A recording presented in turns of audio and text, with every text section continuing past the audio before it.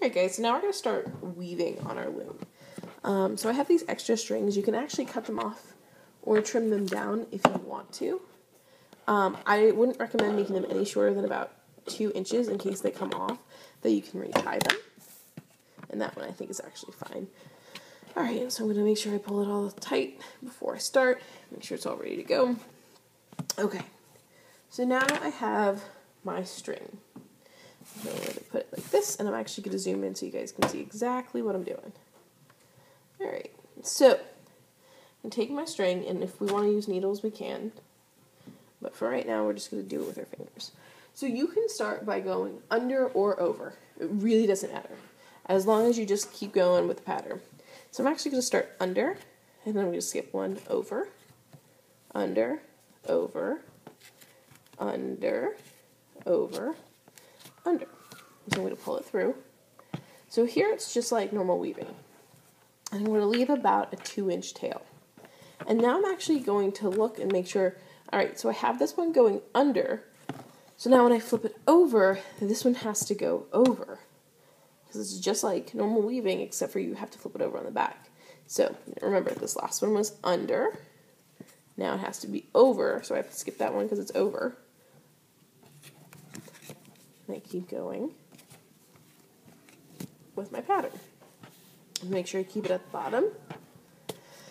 Alright, so now when I flip it over, my next one, see if it's under here, my next one should be over. Pull it tight. And see, my next one's going to be over. Because every time it alternates. And that's how you get to weaving. So I'm going to keep going, go a couple rounds just to show you.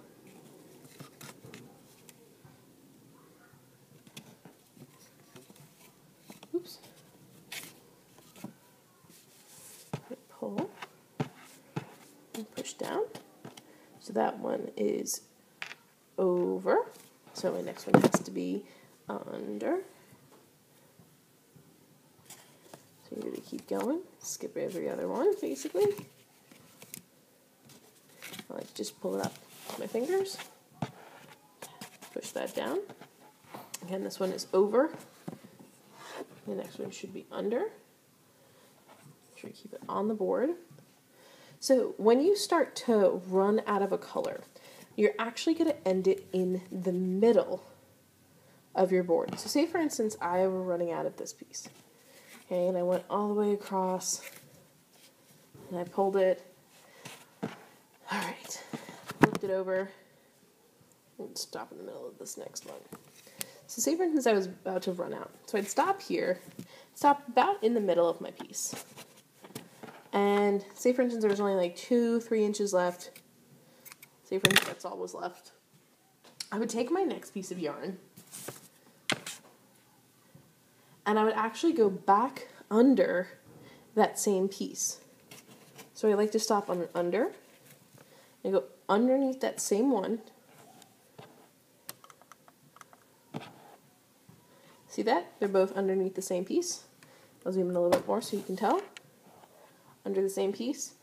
And actually I like to tie them together. Make sure they don't come apart. Just one tie. It's fine. You can double knot it if you want to. It's fine. Alright. So I have that tied now. And I can keep going. So this was one was under, over, under. And you can actually trim these if you want to. You don't have to, because this part that you're seeing right now will actually be the inside when we are finished making these pockets. So you just keep going from there. What I mean by that they're going to be the inside is when we're done with these, we're actually going to flip them inside out, just like when you're sewing, so that you can't see the strings. So you just keep going around, and again, you just tie it. So when you've had a couple of them done, you'll see the ends, and that's totally okay. Here you can see them from the side. Just remember to tie them off. We're all going to start with skinny yarn for right now, and we can get thicker yarn as we get closer to the end of the year. But for right now, with skinny yarn, and remember, make sure you're pushing it all down tightly together. You should not be able to see any of your warp strings. Those are those white ones that we used to these white ones right here that we used to string our loom. So if you guys have any other questions, just let me know.